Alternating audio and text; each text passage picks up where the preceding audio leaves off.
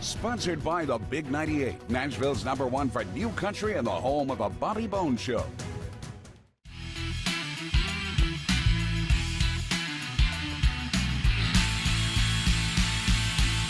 You know, it's been a few years since you and I bumped into each other here in Nashville when you were working on your first book before that released, and now you've got your brand new book out, which is InstrumentHead Revealed. And it's like, I gotta tell you, I was digging your first one, and I know how popular that was. How did you come up with the concept for the first book, and then it evolved into this one also, Michael? Back when I was in college at Fort Collins, Colorado, for Colorado State, I was the house photographer for the Aggie Theater. And I would take photographs of all the musicians when they would come. I would go backstage. On this particular night, the Derek Trucks Band was performing, and I was taking a portrait of the band, and the bass player, Todd Smalley, was late to get down the stairs, and he came running down with his bass.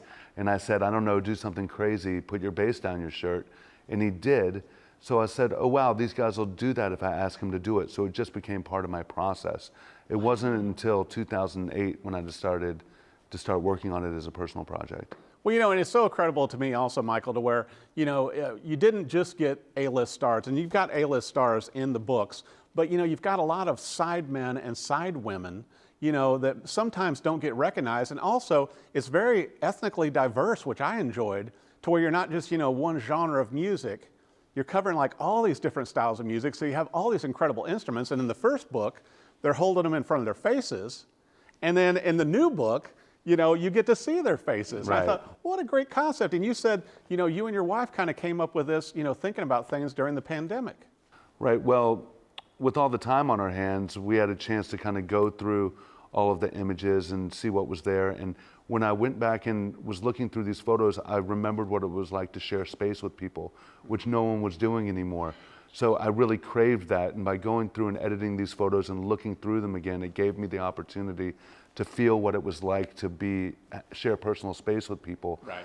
And the cool thing about this book is that many people always ask, I wish I could see their face, are you gonna do a new book? And so they're in luck, we're doing it now, and we're able to unmask all of the musicians. So this new book becomes a key to the original one. That is so amazing because, you know, once again, I love the instruments like you and I talked about when we first met, but also so many great musicians that you focused on here, and many, you know, Nashville legends like Jim Lauderdale and Dave Pomeroy and Dave Rowe and all these musicians that we see all over town, and you've captured them, you know, within this book. And, you know, you had great events already here in Nashville. I know you're going to have more book signings and the traveling exhibits again, like you did for the first book, because you took that, you know, to all sorts of festivals, and you've been everywhere with your work. And it seems like, you know, things just keep growing with the photography that you're doing with a different approach with the musicians.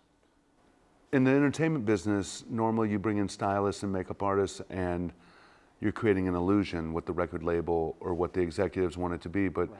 In many instances, the musicians don't like the way they look later down the road because it wasn't them. So for me, I come from the school of thought where photography is about telling stories. So I say to them, how are we going to tell your story? What is it about you that makes you special? So all of these musicians will show up with relics from their life or their instruments or the clothes they wear on stage. So that's what this whole project has done. It actually gave me a voice as a portrait photographer. You know, when you listen to Carlos Santana play one note on the guitar, or Jerry Garcia or Maceo Parker, you know it's them. And so hopefully when you're an artist, people will look at your work and know that you're the guy that did it. So I think that over the years, I've been able to develop a voice as a portrait photographer when I started out as a live music photographer. Mm-hmm. And so those are two different things. You know, when you're shooting a concert, you have to capture what's happening. When you're in the studio, you have to create it. But by having the skill to capture what you create, that's what this is. Well, you know, and it's so amazing talking about that with your art and photography, to where, you know, working for the Red Rock and all these great venues, you were capturing the live moments. Right. But then when you're in a studio, you know, I know myself, it's like, I hate having my picture taken. Now, I don't mind it if it's like with an artist or somebody I'm having on the show, but in general, I'm very uncomfortable. Unless you catch me in the moment holding an instrument, I am not comfortable with still photography. And all these photographs that you did in both books, you can tell the musicians are comfortable and they're having fun, and you capture that. Well, photo shoots usually suck the energy of the subject, but I tend to give a lot of energy in my shoots. I'm the one who's worn down afterwards.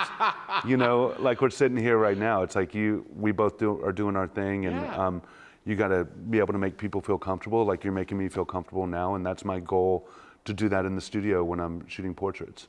And you definitely accomplished it. I also want to bring up, during the pandemic, you know, with your studio here in East Nashville, you also did some great things with concerts.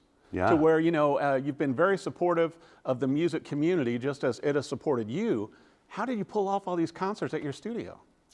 Right before the pandemic hit, I was talking to a friend of mine named Greg Burns, who is an audio engineer for Toby Keith, and he used to work with a band called Green Sky Bluegrass, and he had a multi-track recording trailer and, you know, monitor sound and all the audio gear. So he brought it to my studio and installed it, and we just started having all these bands come over and started doing live streams, and we called it InstrumentHead Live, and you know, we kind of gave these musicians a place to create, and in that time there were over 70 concerts filmed in my space. Wow. So it was really amazing to be in the room while this music was being played by these master musicians, and they were so excited to have a place to play, and I was really honored to just be able to share space with them. Well, and what a great way to give back and help the musicians and give them an outlet and everything. But I think it's so cool that you've got an art and photography studio that then is turned into a concert venue. If that's not Nashville, Michael, I'm not sure what is. Well, we're artists. You have to pivot, right? Huge pivot. We've been doing that for years. Well, you know, I want to talk about this also with the new book out now, and obviously it's getting a lot of attention, and I can't wait to see the exhibits and everything else you're going to do all over the country, all over the world. But, you know, for our viewers, where do they need to go for the website, for the social media, to find out where you're going with InstrumentHead Revealed? Well, if you go to instrumenthead.com, that'll forward you to my website. That's where you can order the book. And once you're there, you can go visit the exhibits page and the different galleries of photos and order fine art prints. And another cool thing is $3 of every book goes to the New Orleans Musicians Clinic, who goes to help musicians in New Orleans with healthcare who can't afford it. Well, you know, and I can see so many studios wanting to have, you know, your images on their walls also, because they're so iconic. I mean, just like with Bootsy Collins on the front, and so many of these, I just enjoyed them all. But it's one of those things to where, you know, it's a coffee table book, but it's one of those, I think, to where when you go through it, you're going to catch something new, and particularly when you have both books, to compare them and open them to those same pages. Here, let's open one. Open one of these pages just so they can see. So it if we, right here. yeah, just look right there. So the new book is a key to the original. It's so much fun. You know, I got to ask you this question then, Michael, because I'm sure our viewers want to know. How many musicians did you shoot total, and did they all end up in the book, or I mean, how did you cut them? When I was editing for this book, there were probably 500 photo shoots that I had to go for, and it had to be edited down to 368 different people. Now, every image in this book is shot in 2016 or before, so I still have the last 6 years worth of work that no one has ever seen before. Wow. You know, I just love to hang out with people and create images and try to tell their stories. So. Well, you know, and your images have been used in so many, you know, top-level international magazines as well. And I'm sure you're going to be doing a lot more interviews and talking about this. But it's just, to me, anytime you show musicians with their instruments and they look happy, and it doesn't look posed, I think that's what I enjoy about your photography, is the artists look natural.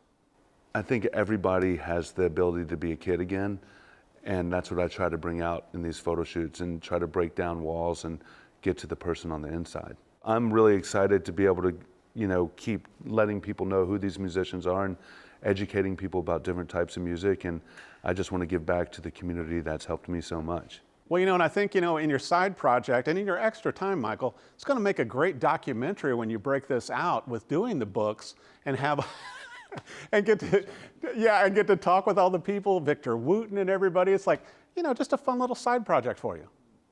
Well, this was an art project that kind of took on a life of its own, and I'm very thankful for everything that has happened so far, you know. It's just amazing. Well, I'll tell you what, you want to get your own copy of this book, and you can also get it signed by Michael as well when you go to the website. It is InstrumentHead Revealed. Michael Weintrob, awesome book. Your first one was incredible. I think this is even better. Thank you for coming on the Rockin' Review. Thanks for having me.